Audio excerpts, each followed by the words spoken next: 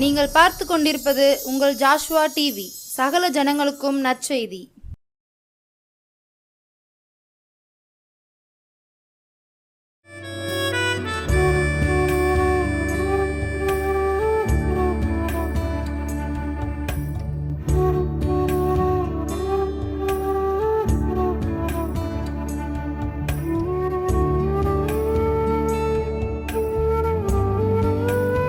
கிறிஸ்துவுக்குள் பிரியமான நம்முடைய ஜாஸ்வோடி நேயர்கள் அனைவருக்கும் இயேசு கிறிஸ்து நாமத்தினால் வணக்கத்தை தெரிவித்துக் கொள்கிறோம்.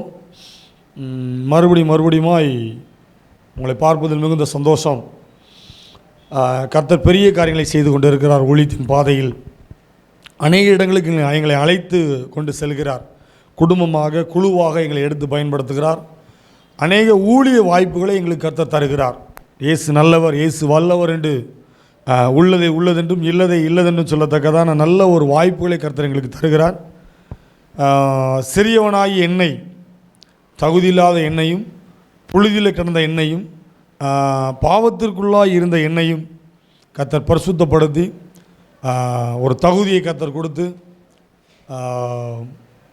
சகல மனிதர்களோடு கூட உட்கார செய்து தேவனுடைய வார்த்தையை சொல்லுகிற நல்ல ஒரு ஊழியக்கார மகனாக என்னை ஏற்படுத்தியிருக்கிறார். எல்லாத்தையும் எனக்கு நிறைய வேலை கொடுத்துருக்காரு, நல்லா எல்லாம் கொடுத்துருக்கார்.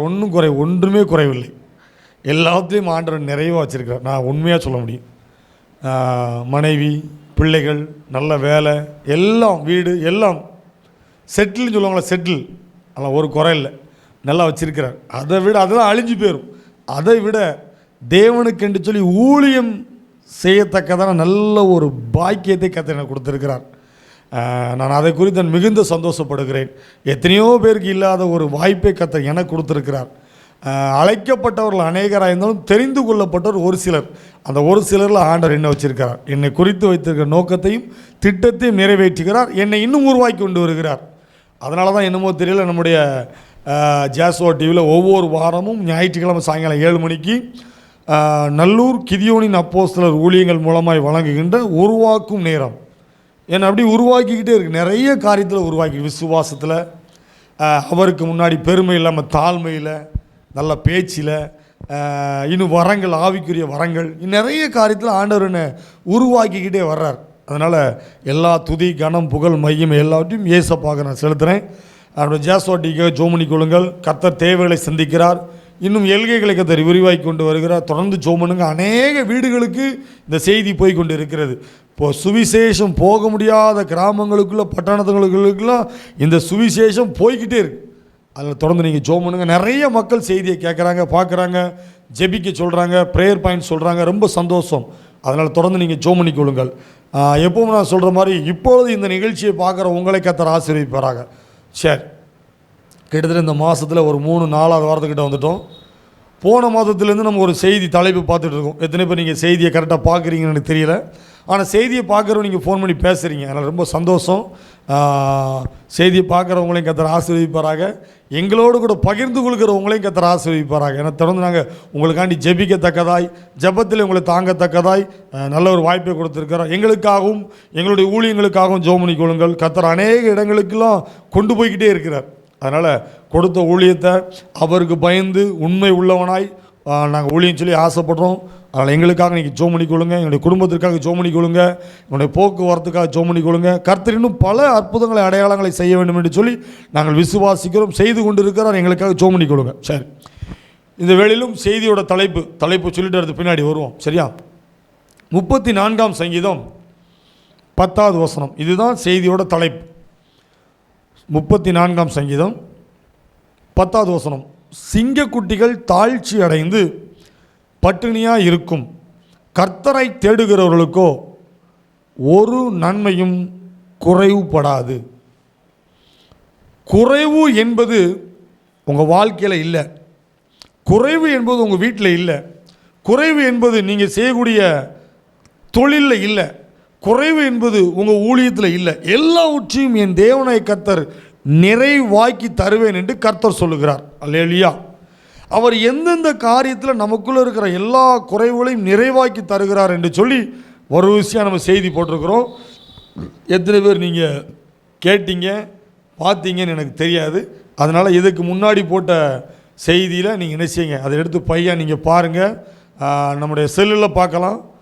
நம்ம செல்லில் ஜாஸ்வா டிவி சுரண்டை அப்படிங்க டைப் பண்ணிங்கன்னா நான் மட்டுமல்ல, நம்முடைய நிறுவனத்தில் கொடுக்கப்படுகிற நிறைய ஊழியர்களுடைய செய்திகள் அதில் வரும். அதோடைய என்னுடைய செய்தி அதில் உண்டு.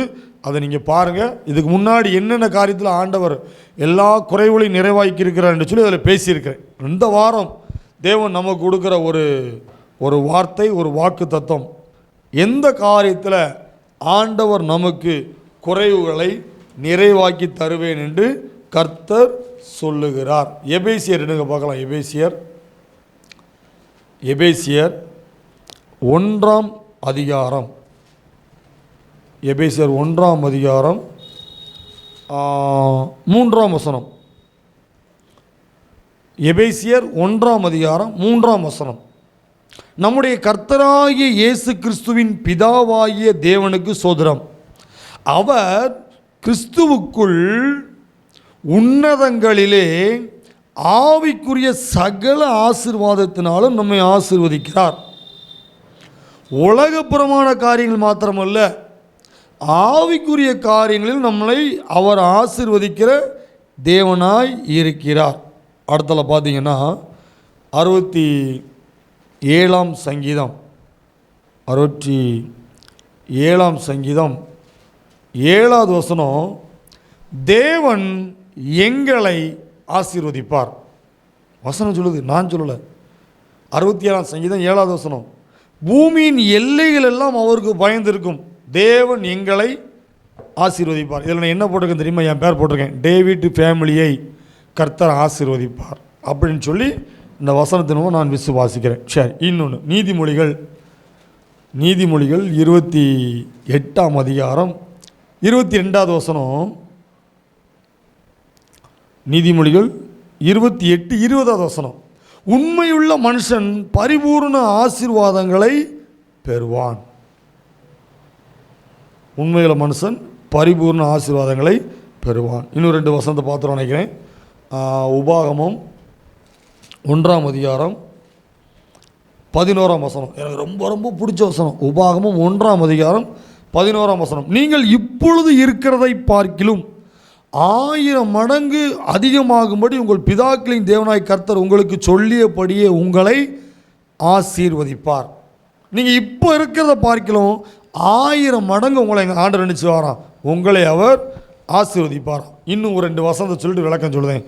உபாகமம் 28வது அதிகாரம் எடுத்து வச்சுக்கோங்க பார்க்கலாம். உபாகமம் 28வது அதிகாரம் 1வது வசனத்திலிருந்து, சரியா, கிட்டத்தட்ட ஒரு 15 வசனம் வரைக்கும் நீங்கள் வாசித்து பாருங்கள். எந்தெந்த காரியத்தில் ஆண்டவர் உங்களை ஆசீர்வதிப்பேன்னு சொல்லி அவ்வளோ விஷயத்தை ஆண்டவர் உங்களுக்கு சொல்கிறார். உபாகமம் 28ஆம் அதிகாரம் 1ஆம் வசனத்திலேருந்து ஒரு 14 ஒரு 15 வசனம். இது எல்லாவற்றிலும் ஆண்டவர் உங்களுக்கு ஆசீர்வதிப்பேன் அப்படின்னு சொல்லி அவர் நிறைய காரியங்கள் சொல்கிறார். கர்த்தர் உன் களஞ்சியங்களிலும் உன் கையிடும் எல்லா வேலைகளிலும் உனக்கு ஆசீர்வாதம் கட்டளையிடுவார். உன் தேவனாய கர்த்தர் உனக்கு கொடுக்கும் தேசத்திலே உன்னை ஆசீர்வதிப்பார். உன் தேவனாய கர்த்தரின் கட்டளை கை கொண்டு அவர் வழியில் நடக்கும் பொழுது கர்த்தர் உனக்கு ஆணையிட்டபடியே உன்னை தமக்கு பரிசுத்த ஜனமாக நிலைப்படுத்துவார். இன்னும் பார்த்தீங்கன்னா, ஏற்ற காலத்தில் உன் தேசத்திலே மழை பெய்யவும் நீ கையிட்டு செய்யும் வேலைகளெல்லாம் ஆசீர்வதிக்கவும் கர்த்தர் உனக்கு தமது நல்ல பொக்கிஷ சாலையாக வானத்தை திறப்பார்.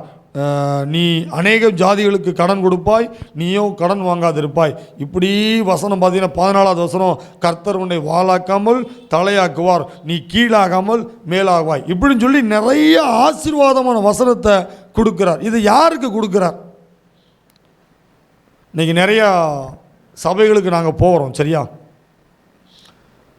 அதில் ஒரு சில ஆட்கள் முதலே சொல்லிடுவாங்க, தம்பி நீங்கள் எச்சரிப்பின் வார்த்தை கொடுக்கக்கூடாது, யாரையும் கடிந்து நீங்கள் பேசக்கூடாது, அதனால் உங்களுடைய செய்தி எப்படி இருக்கணும்னா ஆசீர்வாதமாக பேசுங்க அப்படின்னு சொல்லி சொல்லுவோம். நான் நிறைய பக்கம் செய்தி கொடுக்க போயிருக்கிறேன். நிறைய பக்கம் நான் கர்த்தர் உங்களை ஆசீர்வதிப்பார் அப்படின்னு நான் சொல்லியிருக்கிறேன். நான் இல்லைன்னு சொல்லலை, கர்த்தர் உங்களை ஆசீர்வதிப்பார் அப்படின்னு சொல்லி நான் சொல்லியிருக்கேன். நீங்கள் ஒரு கடைக்கு நீங்கள் சாப்பிட போகிறீங்க, சாப்பிட போனால் எப்படி உட்காரணும்? சேரில் உட்காந்து டேபிளில் இலை போடுவாங்க. ஒரு கடையில் போய் உட்காந்து சாப்பிட்டிங்கன்னா டேபிள் சேர் இப்படி தான் சாப்பிடுறத நான் பார்த்துருக்கேன். வீட்டில் உட்காந்து சாப்பிடும்போது நம்ம நிறைய பேர் நினச்சோம் கீழே உட்காந்து சாப்பிடும். இல்லை நான் கடையில் போயும் பெஞ்சில் மேலே உட்கார மாட்டேன், சேரில் உட்கார மாட்டேன், கீழே தான் உட்காருவேன்னா எப்படி உங்களுக்கு சாப்பாடு தருவான்? சரி, இந்த பக்கம் சாப்பிடாம இந்த பக்கத்தை பார்த்து சாப்பிட அப்படின்னா அது என்ன அர்த்தம்? அப்போது இருக்கிற நம்ம ஒழுங்காக இருந்தால் ஆண்டவர் நம்மளை ஆசீர்வதிப்பார். சரியா? இன்றைக்கி நிறைய பேருடைய வாழ்க்கை, கர்த்தர் என்னை ஆசீர்வதிப்பாரா, கர்த்தர் என்னை ஆசீர்வதிக்க மாட்டாரா, கர்த்தர் எனக்கு கார் தர மாட்டாரா, கர்த்தர் எனக்கு வீடு தர மாட்டாரா, கர்த்தர் தருவார், கர்த்தர் தருவார். தரமாட்டார்னு அவர் சொல்லவே இல்லையே. உங்களுக்கு தருவேன் தானே அவர் சொல்லுதாரு. உங்களை நான் ஆசீர்வதிப்பேன் தான் சொல்கிறாரு. சங்கீதம் 115 சங்கீதம் எடுத்து வச்சுரியா, இது எல்லாருக்கும் புரியும். சங்கீதம் 115 சங்கீதத்தில்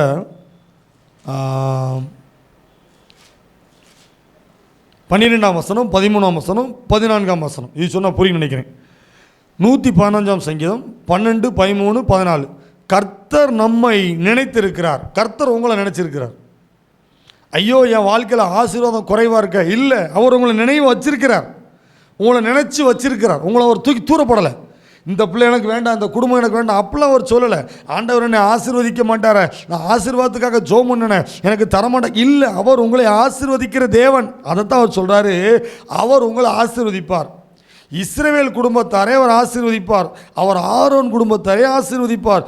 கர்த்தருக்கு பயப்படுகிற பெரியோரையும் சிறியோரையும் ஆசீர்வதிப்பார். கர்த்தர் உங்களையும் உங்கள் பிள்ளைகளையும் வர்த்திக்க பண்ணுவார். கர்த்தர் உங்களை மட்டும் ஆசீர்வதித்து அனுப்ப மாட்டார், உங்கள் பிள்ளைகளை, உங்கள் பிள்ளைகளின் பிள்ளைகளை கர்த்தர் உங்களை ஆசீர்வதித்து உங்களை வர்த்திக்க பண்ணுவார். அப்புறம் உயர்த்துவார், ஆசீர்வதிப்பார், பெருக பண்ணுவார். இன்னும் 2 வசனத்தை பார்ப்போமா? யோபு 42ஆம் அதிகாரம், யோபு 42ஆம் அதிகாரம் 12ஆம் வசனம். கர்த்தர் யோபுவின் முன்னிலைமையை பார்க்கிலும் அவன் பின்னிலைமையை ஆசீர்வதித்தார். யோபுக்கு நிறைய பாடுகள், நிறைய பிரச்சனைகள், அவமானங்கள் நிறைய வந்துச்சு. தன் மனைவியே யோபுவை பற்றி, நீர் இன்னுமாயா உத்தமத்தில் இருக்கிற, உன்னை ஆண்டவரை தூசிட்டு செத்து போயிருன்னு சொல்லி சொன்னான். நண்பர்கள்லாம் யோபு தான் இப்படி இருக்கான்னு சொல்லி தெரியாத அளவுக்கு உடம்புலாம் அவ்வளோ புண்ணு, அவ்வளோ பிரச்சனை. ஆனாலும் யோபு ஆண்டவரை கைவிடலை. என் ஆண்டவர் என்னை எது வரைக்கும் சோதிப்பாரோ, எது வரைக்கும் என்னை புடமிடுவாரோ, நான் சுத்த பொன்னாய் விளங்குவேன், கர்த்தர் என்னை ஆசீர்வதிப்பான்னு சொல்லி யோபு வைராக்கியமாக இருந்தான். யோபு ஆண்டவரை மறுதளிக்கலை. இன்றைக்கி நம்ம ஜோம் பண்ணுறோம். சரியா? நம்ம ஜோம் பண்ணுற காரியத்தெல்லாம் ஆண்டவர் கொடுத்தாருன்னா ஒழுங்காக சபைக்கு போகிறோம், ஒழுங்காக ஆலயத்துக்கு போகிறோம், அப்படி தானே? நம்ம கேட்ட காரியம் ஆண்டவர் கொடுக்கலன்னா சபைக்கு ஒழுங்காக போகிறது கிடையாது, ஆலயத்துக்கு ஒழுங்காக போகிறது கிடையாது, ஊழியக்காரனுடைய வார்த்தைக்கு கீழ்ப்படுதே கிடையாது, காணிக்க கொடுக்கறதே கிடையாது. புரியுதா? அப்படி எதுக்கு கொடுக்கணும்? ஆண்டவர் என்ன எப்படி ஆசீர்வதிச்சார், நான் எத்தனை ஆசீர்வாதத்தை கேட்டேன், அவனை ஆசீர்வதிச்சிருக்காரு, அந்த குடும்பத்தை ஆசீர்வதிச்சிருக்காரு, இவனை ஆசீர்வதிச்சு, இப்படி தானே சொல்லுதோம். ஆண்டவர் உங்களை ஆசீர்வதிக்கலையா? இப்போ ஆண்டவனோட கேள்வி கேட்காரு, உன்னை ஆசீர்வதிக்கலையா? ஆண்டவர் உங்களை ஆசீர்வதிச்சிருக்காரு. ஆண்டவர் உங்களை எவ்வளோ ஆசீர்வதிச்சிருக்காரு தெரியுமா? உங்களுக்கு கொஞ்சம் சந்தேகம் இருந்துன்னா உங்கள் பக்கத்தில் இருக்கிற பெரிய ஆஸ்பத்திரிக்கு ஒரு ரவுண்டு போயிட்டு வாங்க. இப்போ எங்களுக்கு ஆலங்குளம் பக்கத்தில் நல்லூர், திருநெல்வேலி பெரிய ஹைகிரவுண்ட் ஆஸ்பத்திரி இருக்குது. என் பிள்ளைகளுக்கு அடிக்கடி உடம்பு சரியில்லாமல் வந்துச்சு. முன்னாடி 4 நாள் 5 நாள் நாங்கள் இருந்திருக்கிறேன். எவ்வளவு கொசுக்கடியில் இருந்திருக்கேன். என்னையை விடுங்க, எத்தனை நோயாளிகள் கண்ணு தெரியாமல், கால் இல்லாமல், கை இல்லாமல், ஆபத்தில் விபத்தில் மாட்டி எத்தனை பேர் செத்து போகிறாங்க தெரியுமா? ஆனால் ஆண்டவர் உங்களுக்கு ஜீவனை கொடுத்துருக்கிறாரு, 2 கைகளை கொடுத்துருக்கிறாரு, நல்ல வேலை பார்ப்பதற்கு பலன் கொடுத்துருக்கிறாரு, சொந்த வீடு கொடுத்துருக்கிறாரு, சைக்கிள் பைக்கு காரு கொடுத்துருக்கிறாரு, மனைவி கொடுத்துருக்கிறாரு, பிள்ளைகளை கொடுத்துருக்கிறாரு, நீங்கள் தங்குவதற்கு எவ்வளோ சொத்துக்களை கொடுத்துருக்கிறா இல்லையா? ஆண்டவர் என்ன ஆசீர்வதிக்கல? இல்லை, ஆண்டவர் உங்களை எவ்வளவோ ஆசீர்வதிச்சிருக்கிறார். பெரியோரை ஆசீர்வதித்திருக்கிறார், சிறியோரை ஆசீர்வதித்திருக்கிறார். கர்த்தருக்கு பயப்படுகிற எல்லாரையும் கர்த்தர் அவர் ஆசீர்வதித்திருக்கிறார். எத்தனை பேருக்கு குழந்தை பாக்கியம் இல்லாமல் எத்தனை கோடி ரூபா வச்சிருந்தாலும் ஒரு குழந்தையை பெற்றெடுக்க முடியல தெரியுமா? எனக்கு 2 பிள்ளை இருக்குது, ஒரு பாப்பா ஒரு பையன் இருக்குது. ஆண்டவர் என்ன ஆசீர்வதிச்சிருக்கிறார். எனக்கு ஒரு மனைவியை கர்த்தர் கொடுத்துருக்கிறார், எனக்கு ஆசீர்வதிச்சிருக்கிறார். எனக்கு நல்ல கால் நல்ல கை கர்த்தர் எனக்கு கொடுத்துருக்கிறார், என்ன ஆசீர்வதிச்சிருக்கிறார். இதை விட பணத்தை வச்சு திங்கியா போகிறோம்? நிறைய நகையை வாங்கி போட்டு திங்கியா போகிறோம்? எதுக்கு வேணும்? நான் வேண்டான்னு சொல்ல, அவங்கள ஆண்டவர் எப்படியோ ஆசீர்வச்சிருக்கிறார். கர்த்தர் உங்களுக்கு தந்த ஆசீர்வாதத்துக்கு நீங்கள் நன்றி சொல்லியிருக்கீங்களா? நமக்கு மேலே இருக்கவங்கள பார்க்காதீங்க, நமக்கு கீழே இருக்கவங்கள பாருங்கள். ஆண்டவர் உங்களை எத்தனை நன்மை கொடுத்துருக்கிறார். இன்னும் ஆண்டவர் எனக்கு அது இல்லை, இன்னும் எனக்கு இது இல்லை, என் பிள்ளைக்கு இது இல்லை. ஏன் ஒரு குறைவாக இருக்கிய? உங்கள் மனசு ஏன் குறைவாக இருக்குது? எங்கள் ஆண்டவர் உங்களுக்கு 99 நன்மை கொடுத்துருக்கார், 99 ஆசீர்வாதம் கொடுத்துருக்கிறார். ஒரு ஆசீர்வாதத்தை வெயிட் பண்ணி வச்சுருக்கிறார். எனக்கு பிடிச்ச ஒரு வசனம் பிரசங்கில் சொல்லட்டா, கர்த்தர் சகலத்தையும் அதனதின் காலத்தில் நேர்த்தியாக செய்வார். நான் நிறைய நேரம் என் வாழ்க்கையில் நான் ஜோம் பண்ணியிருக்கேன். ஒரு சில நேரம் கூட விசுவாசம் இல்லாமல் கூட விட்டுருக்கேன். ஆனால் நான் எதுக்கெல்லாம் ஜோம் பண்ணணும், கர்த்தர் அந்தந்த நேரத்தில் கரெக்டாக செய்வார். தெரியுங்க, உங்களை படைத்தவருக்கு தெரியாதா? உங்களை உண்டாக்குனவருக்கு தெரியாதா? உங்களை அந்த செய்தியை பார்க்க வச்சவருக்கு தெரியாதா? எத்தனை ஆசீர்வாதம் தெரியுமா? உங்களுக்கு பிள்ளைகளை கொடுத்துருக்காரு, நல்ல வேலையை கொடுத்துருக்காரு. எத்தனை பேருக்கு இந்த கையை கொடுத்துருக்காரு? எத்தனை பேருக்கு பெருவிரல் இருக்குது காலில்? நான் சொல்கிறது புரியும் நினைக்கிறேன். காலில் உங்களுக்கு பெருவிரல் 2 விரல் இருக்கா? கர்த்தருக்கு சோத்திரம் சொன்னீங்களா? சுகர் எத்தனை பேருக்கு பெருவிரல் இல்லை தெரியுமா? பெருவிரலை வெட்டி எடுத்தாங்க தெரியுமா? ஆனால் ஏசப்பா உங்களுக்கு பெருவிரலை கொடுத்துருக்காரு, சுகத்தை கொடுத்துருக்கிறாரு, கையும் காலையும் நல்ல ஆட்ட பலனை கொடுத்துருக்காரு, எழுந்து நடக்க கிருபை செஞ்சுருக்காரு. கர்த்தர் உங்களுக்கு எத்தனை ஆசீர்வாதம்! நீங்கள் நினச்சதோட உங்கள் வீட்டில் திருமண வாழ்க்கை எப்படி நடந்துச்சு? நீங்கள் நினச்சதை விட உங்கள் கடை வியாபாரம் எப்படி இருக்குது? நீங்கள் நினச்சதை விட உங்கள் பக்கத்து வீட்டுக்காரன் சொன்னான், நீ விழுந்த, நீ செத்த, உன் குடும்பம் ஒன்றும் இல்லாமல் போச்சுன்னு சொன்னான். ஆனால் ஆண்டவர் உங்களை ஆசீர்வச்சிருக்காரு. எத்தனை ஆசீர்வாதம் உங்கள் வீட்டில் தந்திருக்கா தெரியுமா? ஏசப்பாக்கு நன்றி சொல்லுங்கள். குறைவு இருக்கு ஆண்டவரே, இன்னும் நடக்கலை, இன்னும் நடக்கலை சொல்லாதீங்க, அவர்கிட்ட சொல்லுங்கள். குறைவை பார்த்து விசுவாசம் போயிட்டு, அந்த குறைவை பார்த்து உங்கள் நம்பிக்கை போயிட்டு, நீங்கள் ஆலயத்துக்கு ஒழுங்காக போகலை, நீங்கள் ஒழுங்காக சபைக்கு நீங்கள் போகலை, கொடுக்க வேண்டிய காணிக்கை நீங்கள் ஒழுங்காக கொடுக்கலை, கர்த்தர் உங்களை பார்த்து பேசுகிறாரு. எத்தனை ஆசீர்வச்சிருக்காரு உங்களை. ஈசாக் மலடியாக இருந்த தன் மனைவி ரெபேக்காளுக்காக ஜெபித்தான், அப்படி தானே? 2 பிள்ளைகளை கர்த்தர் கொடுத்தார், ஆசீர்வதித்தார். என்னை ஆசீர்வதிக்கலன்னு யாருமே சொல்ல முடியாது.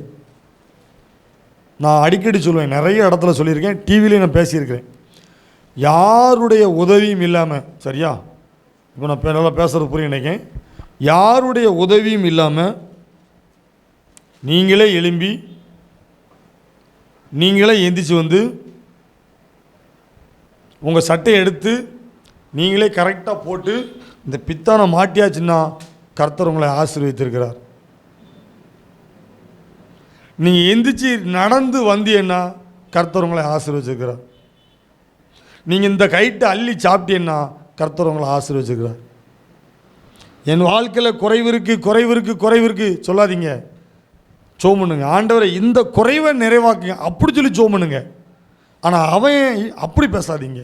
ஆண்டவரை இந்த ஒரு குறைவுக்காக நான் ஜெபிக்கிறேன், இந்த ஆசீர்வாதத்துக்காக நான் ஜெபிக்கிறேன், இந்த குறைவுள்ள ஆசீர்வாதத்தை எனக்கு நீங்கள் தாங்கன்னு சொல்லி ஜெபம் பண்ணும்போது கர்த்தர் உங்களுடைய குறைவுகளை நிறைவாக்கி ஆசீர்வதிப்பார். 128ஆம் சங்கீதம், 128ஆம் சங்கீதம் குடும்ப சங்கீதம், ஒரு ஆசீர்வாதத்தின் சங்கீதம். 128ஆம் சங்கீதம் குறித்து வச்சுக்கோங்க, ஒவ்வொரு நாளும் நீங்கள் படிங்க. ஆசீர்வாதமான சங்கீதம். கர்த்தருக்கு பயந்து அவர் வழியில் நடக்கிறவன் எவனோ அவன் பாக்கியவான். பாக்கியவான் என்ன அர்த்தம்? ஆசீர்வதிக்கப்பட்டவன். உன் கைகளின் பிரயாசத்தை நீ சாப்பிடுவாய், உனக்கு பாக்கியமும் நன்மையும் உண்டாயிருக்கும். உன் மனைவி உன் வீட்டோரங்களில் கனிதரும் திராட்சை கொடியை போல் இருப்பாள். உன் பிள்ளைகள் உன் பந்தியை சுற்றிலும் ஒலிவ மர கண்டுகளைப் போல் இருப்பார்கள். இதோ கர்த்தருக்கு பயப்படுகிற மனுஷன் இவ்விதமாய் ஆசீர்வதிக்கப்படுவான். கர்த்தர் சீயோனிலிருந்து உன்னை ஆசீர்வதிப்பார். நீ ஜீவனுள்ள நாளெல்லாம் எருசலேமின் வாழ்வை காண்பாய். நீ உன் பிள்ளைகளின் பிள்ளைகளையும் இஸ்ரவேலருக்கு உண்டாகும் சமாதானத்தையும் நீ காண்பாய். இந்த வசனத்தை உங்களுக்கு பிடிச்சிக்கோங்க. ஆண்டவரே என் குடும்பத்தை ஆசீர்வதிங்க, இந்த குறைவு என் வாழ்க்கையில் இருக்குது, என் குடும்பத்தில் இந்த குறைவு இருக்குது, என்னுடைய பிள்ளைகளுடைய வாழ்க்கையில் இந்த குறைவு இருக்குது, இந்த குறைவுகளை நீங்கள் எடுத்து போட்டு என்னை ஆசீர்வதிங்க நீங்கள் ஜெபம் பண்ணும் பொழுது கர்த்தர் உங்களை ஆசீர்வதிப்பார். எப்படி ஆசீர்வதிப்பார் தெரியுமா? எந்த மனுஷம்லாம் உங்களை பார்த்து குறை சொன்னானோ, எந்த குடும்பத்தாரெல்லாம் உங்களை பார்த்து குறைவாக நினச்சாங்களோ, யாரெல்லாம் உங்களை பார்த்து காது கேட்க சொன்னாங்களோ அவர்கள் முன்னாடி உங்களை ஆசீர்வதித்து உங்களை உயர்த்துவார். நிறைய சாட்சி ஏன்டே இருக்கு, நிறைய சாட்சி ஏன்டே இருக்கு. என்ன ஆண்டவர் நிறைய விதத்தில் ஆசீர்வதிச்சிருக்கார். ஏன் தெரியுமா? நான் கர்த்தரை தேட தேட, அவருக்காக ஓட ஓட கர்த்தர் எனக்கு ஒரு குறைவும் இல்லாதபடி என்னை நடத்திக்கிட்டே வரார். குறைவு இருப்பது போல இருந்தாலும், தேவைகள் இருப்பது போல இருந்தாலும் சகலத்தையும் அதன் காலத்தில் கொடுத்து என் குறைவுகளெல்லாம் நிறைவாக்கி கொண்டு வருகிறார். அல்லேலூயா. அதனால் கர்த்தர் உங்களுக்கு ஆசீர்வாதத்தை குறைவு இல்லாமல் தருவார். 128ஆம் சங்கீதத்தை நல்ல மனப்பாடமாக படிங்க. ஜெபம் பண்ணும்போதெல்லாம் அந்த 128ஆம் சங்கீதத்தை நல்லா சொல்லி சொல்லி ஜெபம் பண்ணுங்க. உங்களுடைய வாழ்க்கையில் ஆசீர்வாதம் குறைவு என்பது இருக்காது.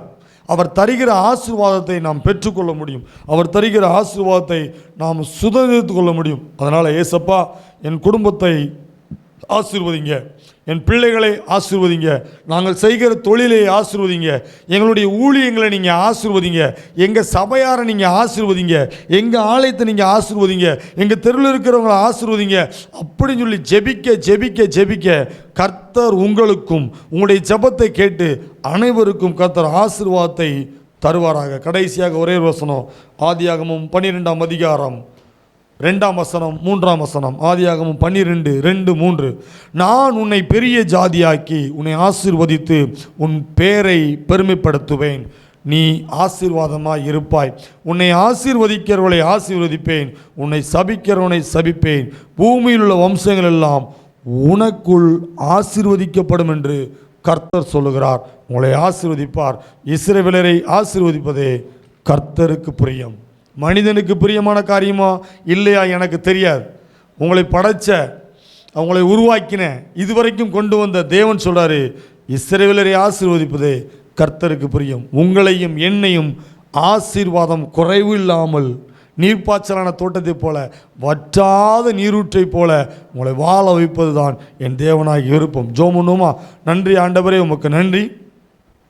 இந்த செய்தியை கேட்டுக்கொண்டிருக்கிற மனிதர்கள், குடும்பத்தார் எந்த ஆசீர்வாதத்தில் குறைவாக இருக்கிறதாய் அவர்கள் உணர்கிறார்களோ அந்த ஆசீர்வாதத்தில் அப்பா நீர் எல்லா குறைவுகளையும் நீர் நிறைவாக்கி இந்த குடும்பத்தில் சந்தோஷத்தையும் சமாதானத்தையும் நல்ல பலனையும் சுகத்தையும் ஆரோக்கியத்தையும் உலகப்புறமான ஆசீர்வாதங்களையும் ஆவிக்குரிய ஆசீர்வாதங்களையும் கர்த்தர் கொடுத்து உம்மை நேசிக்க உமக்கென்று சாட்சியாய் வாழ கர்த்தர் கிருபை செய்வீராக. துதிகான மையமேல உமக்கே செலுத்துகிறோம். மீட்பர் இயேசு மூலம் ஜெபிக்கிறோம் நல்ல பிதாவே, ஆமென். கர்த்தர் உங்களை ஆசீர்வதிப்பாராக. உங்களுடைய எந்த காரியத்தில் குறைவாக இருக்கிறீர்களோ அந்த குறைவான காரியத்தில் கர்த்தர் உங்களுக்கு முழுமையான ஆசீர்வாதத்தை கொடுத்து உங்களை ஆசீர்வதிப்பாராக. ஆமென்.